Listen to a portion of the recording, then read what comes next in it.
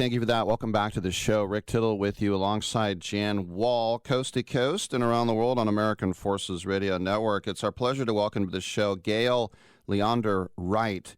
And she has a 5-session class beginning Tuesday nights, June 20th, going until July 25th at 7 p.m. Eastern, 4 p.m. Pacific. It's called What Makes Sondheim Great. Gail, welcome to the show. And I think what a lot of people don't realize about Sondheim, I certainly did until I took a closer look, is that he grew up in Bucks County and was friends with Oscar Hammerstein's son, and then Oscar kind of took him under his wing. It's pretty incredible. That's right, Rick. You did your research. Yeah, he was a child of divorce. His mother, he said, was a little bit of a star hunter and sort of integrated him into the Oscar Hammerstein family, which was a great thing for him emotionally as a kid who was sort of at loose ends. But more importantly, he learned the craft from Oscar Hammerstein. He used to say, if Oscar Hammerstein had been a plumber, I would have been a plumber. He so admired the man. I'm really glad. This is Jan Wahl, Gail. I'm really glad he turned out to be Stephen Sondheim. Yes, indeed. Well, how early did Stephen's genius show itself?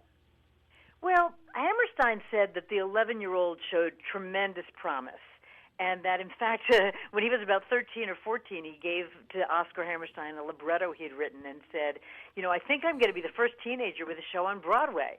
And Hammerstein looked at it and said, do you want me to critique this as if you were a professional? And he said, by all means. He said, well, it's the worst thing I've ever seen. But that doesn't mean it wasn't talented, and if you want to learn the craft, I will give you lessons, and that's how that all began. So he was a talented young guy. We all know... Yeah, go ahead, Jenny. I'm sorry. Okay. Well, to get lessons from the guy who wrote South Pacific and, Sound of Music, Carousel. Sound of Music, yeah, that's pretty good. And it put him in this great, great place. But what was his first big hit, Sondheim?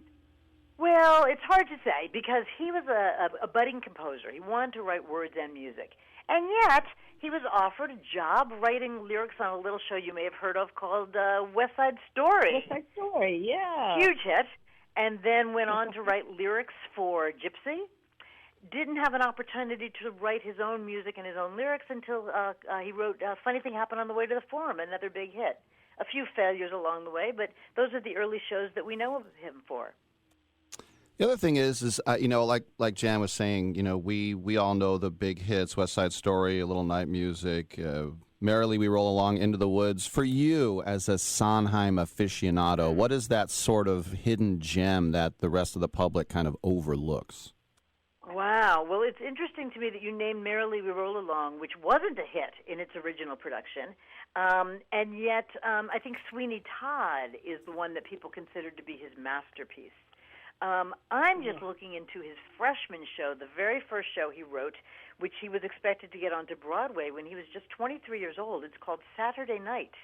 Unfortunately, the producer died, and young Steve didn't see that show on at all until 1990. It was finally done in London, but it's beautiful. It's a sweet little comedy. It's not at all like the darker things that he created as an adult. What was in your class, which sounds so good? Oh, it just sounds marvelous. And Sean, your wonderful. I think she's your sister-in-law, Sean, told me about it, and I got very excited. What will surprise people they don't know about Sondheim? Sure. One of the things that's really fun is from my class on Merrily We Roll Along, and it's going to tie together our conversation about Saturday Night. In Merrily We Roll Along, struggling theater artists are working their way sort of up to the famous rung where they ended up as older adults. And when they're young, they're trying out new audition material for a producer who just can't stand it and says, it's just, you need a tune, you got to hum. Well, this is an homage to that very, very first show that he wrote, Saturday Night. There's a song in there that is almost identical to what he wrote when he was a young man. And he's sort of making fun of all the producers who said, well, young man, you'll never go anywhere writing songs like that. You know what? Also, do you sort of make sure that you're not the guy in Annie Hall who claimed that he taught Marshall McLuhan at NYU, and then Woody Allen pulls out Marshall McLuhan and he says, you don't know anything about me? Yeah, Yeah, you always wonder that you make assumptions about shows. I just had a great experience via email where I emailed John Weidman, who you all may know is the librettist for Pacific Overtures, and he wrote Assassins, and he's just, he's the guy to go to when you have questions. And I just wrote to him, and I said, hey, I discovered this super cool thing about one of your songs. Did you know this? And he went, well, no, Steve and I weren't thinking of that at the time at all. So, that's how it goes. Yeah, but he was intrigued by my theory and thought, well, that's kind of cool. It's not what we had in mind, but it's cool. Mm-hmm. Sondheim blows my mind as a lyricist. Yeah. Yeah. And I know that he wanted to do composing as well of music. Mm-hmm. How did his, this is sort of a jump, but how did his being a gay man inform his work? That's a great question. I do a lot of thinking about that as a gay person myself. And he was, closet is a weird word, but he wasn't openly so as a gay man until he was 60 and got into his first relationship when he was 60. Many people find sort of proto-gay characters in his early work, characters who are coded as gay, Bobby from Company being one of them.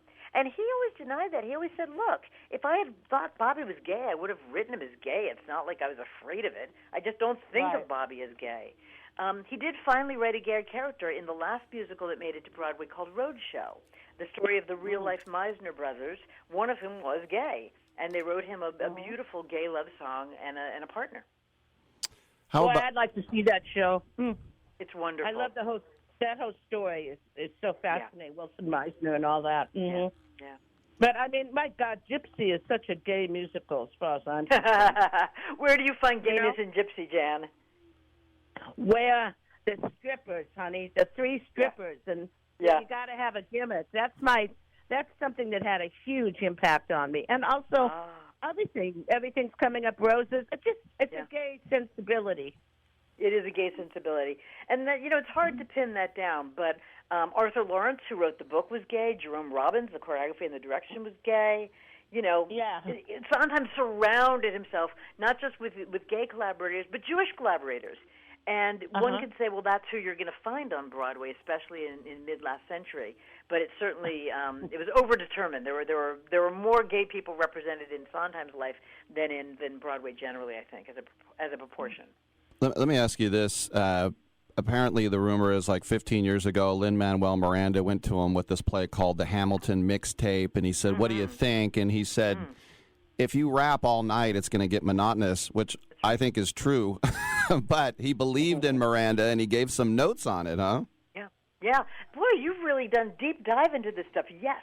What Miranda said Sondheim told him were three words: variety, variety, variety. Yeah. And that's why we end up with things like You'll Be Back, the pop rock homage, and other numbers that are not strictly rap, but rather homages to other musical theater styles.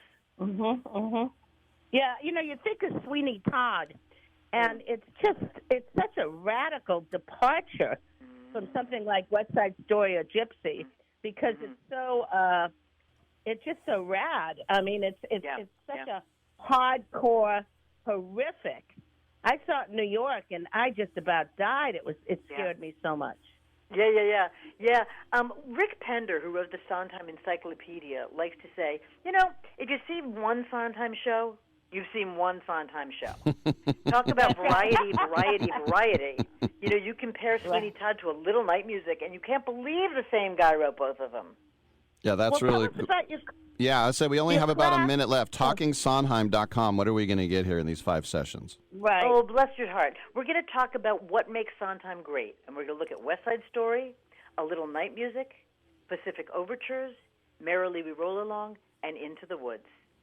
So TalkingSondheim@gmail.com will get you to me, and I'll tell you all about the classes then. Yep, TalkingSondheim.com. Once again, starting June 20th to July 25th. 5 sessions for only $60. What a deal. Tuesday nights at 4 Pacific, and, of course, 7 on the East Coast. We have been speaking with Gail Leondar-Wright. Gail, congratulations on the class.